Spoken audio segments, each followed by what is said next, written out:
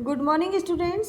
हम पढ़ रहे हैं पार्ट 2 स्वास्थ्य और भोजन। कल अपन ने थोड़ी सी इसकी जानकारी प्राप्त की थी। आज हम इसके बारे में अच्छे से विस्तार से पढ़ेंगे कि भोजन की आवश्यकता जैसे पेड़ पौधों को बढ़ने के लिए होती है, वैसे ही जीव जंतुओं को विकास करने के लिए भोजन की आवश्यकता होती है। हमें कार्य करने की ऊर्जा और शक्ति भोजन से प्राप्त होती है।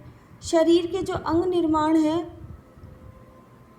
वो भी हमें अंग निर्माण करने की जो है सामग्री वो कहाँ से मिलती है? हमें भोजन से प्राप्त होती है। भोजन हमारे शरीर को स्वस्थ और रोगों से सुरक्षा प्रदान करता है।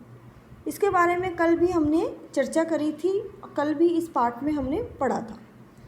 आज हम पढ़ेंगे भोजन के पोषक तत्व कौन कौन से हैं और ये क्या काम आते हैं और ये हमारे शरीर के लिए क्या लाभ है, और इनकी अगर मात्रा अधिक हो जाए तो ये क्या हानियाँ देते हैं, ये हम आज इस पार्ट में, इस लेक्चर में पढ़ेंगे। सबसे पहले है पोषक तत्व कौन कौन से होते हैं। पोषक तत्व कौन से होते हैं, सबसे पहले हम इनके नाम जानेंगे। सबसे फर्स्ट है प्रोटीन, फिर है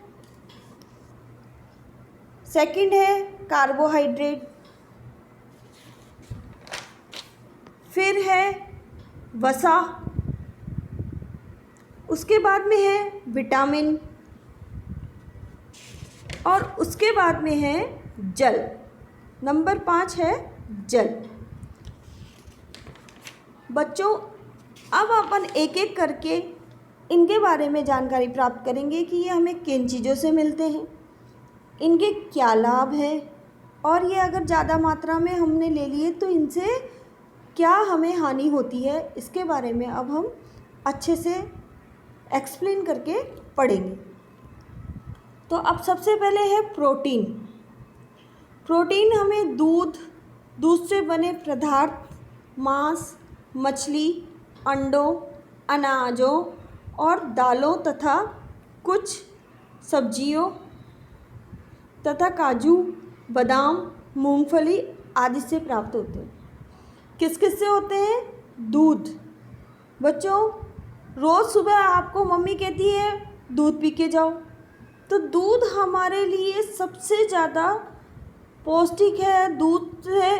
दूध से और दूध के बने पदार्थों को हमको अधिक से अधिक मात्रा में खाना चाहिए, सेवन करना चाहिए, ताकि उससे हमारे शरीर को प्रोटीन मिले और प्रोटीन से हमारी शक्ति, ऊर्जा हमें प्राप्त हो। अब ये तो हमने मालूम कर लिया कि ये प्रोटीन हमको किस किस से मिले। सबसे ज़्यादा दालों में पाया जाता है प्रोटीन। फिर है, अब इस प्रोटीन के क्या क्या लाभ हैं ये हम लेक्चर में, आज हम इस पार्ट में पढ़ रहे हैं। तो ये है प्रोटीन के लाभ। सबसे पहले है प्रोटीन के लाभ। प्रोटीन से मानसिक शक्ति बढ़ती है। क्या होती है? प्रोटीन से मानसिक शक्ति बढ़ती है। प्रोटीन से नई कोशिकाओं का निर्माण होता है। प्रोटीन की सहायता से शरीर में पाचक रस बनते हैं। प्रोटीन रोगों से लड़ने की शक्ति प्रदान करता है। सबसे पहला पॉइंट है प्रोटीन हमारी मानसिक शक्ति बढ़ती है। प्रोटीन में मानसिक शक्ति का मतलब क्या हुआ? मानसिक शक्ति का मतलब ये है कि जो हम कोई भी पढ़ाई करते हैं वो याद करने की शक्ति हमें प्रोटीन से प्राप्त होती है। कुछ भी क्रिया करते हैं, खेलते हैं, कुछ भी सीखते हैं, वो याद करने की शक्ति हमें सब मानसिक शक्ति प्रोटीन से बढ़ती है। प्रोटीन नई कोशिकाओं का निर्माण, जो हमारी सेल्स होती है हमारी बॉडी के अंदर, जो हमारी छोटी छोटी कोशिकाएं होती हैं, उनका जो निर्माण करता है वो प्रोटीन से होता है। फिर है प्रोटीन की सहायता से शरीर के पाचक रस बनते हैं। क्या बनते हैं? पाचक रस। पाचक मतलब जो अपना डाइजेशन है, जैसे हमारा खाना पचता है, वो रस किससे बनते हैं? प्रोटीन से। प्रोटीन से रोगों के लड़ने की शक्ति प्रदान करता है। प्रोटीन क्या करता है? रोगों से लड़ने की शक्ति प्रदान करता है। हमारे में इम्यूनिटी पावर बढ़ाता है। इससे हम लोग रोग प्रतिरोध क्षमता हमें मिलती है और फिर उससे हमें रोगों से लड़ने की शक्ति मिलती है। तो हमें खाने में ज़रूर प्रोटीन का इस्तेमाल करना चाहिए। प्रोटीन से बने पदार्थों का इस्तेमाल, जिससे हमको प्रोटीन मिले, उन चीज़ों को हमें खाने में इस्तेमाल करना चाहिए। अब प्रोटीन की कमी से क्या हानियाँ होंगी, इसके बारे में अपन जानेंगे।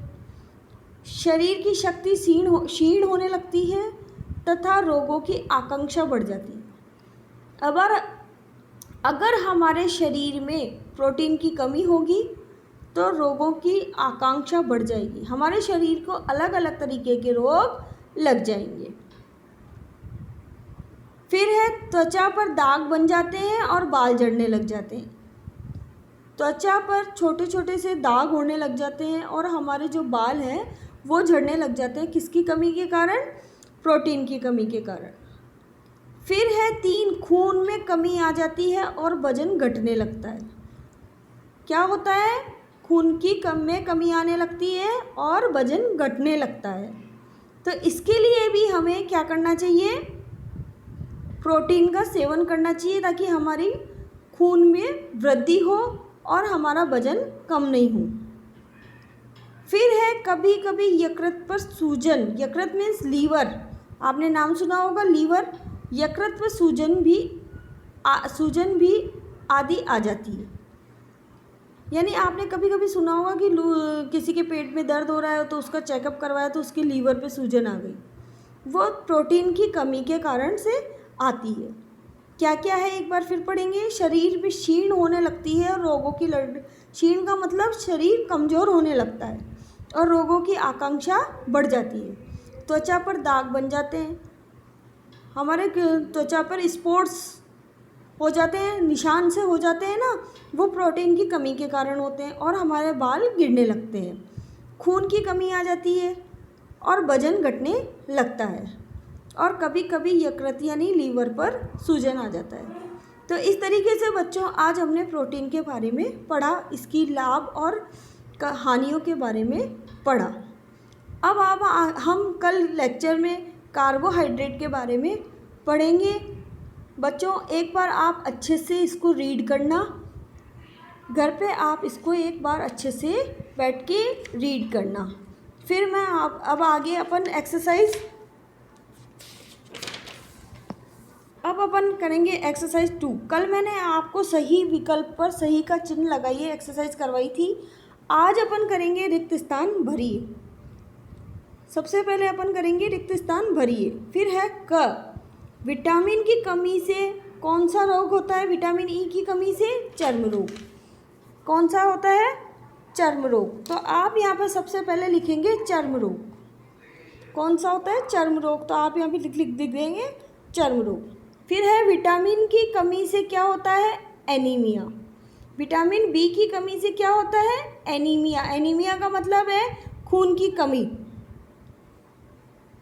विटामिन बी जो मैं आपको आगे पढ़ाऊँगी, विटामिन बी की कमी से क्या होता है? एनीमिया रोग होता है।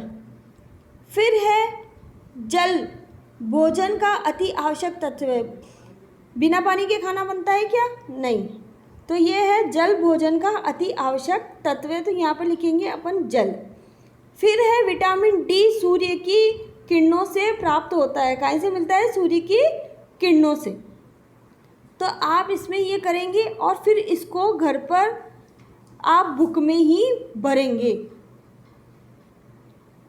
इसको अभी कॉपी में नहीं करेंगे, कॉपी में जब मैं कराऊंगी तब आप करेंगे। आप इसको बुक में करेंगे और फिर मुझे चेक कराने के लिए सेंड करेंगे। Thank you.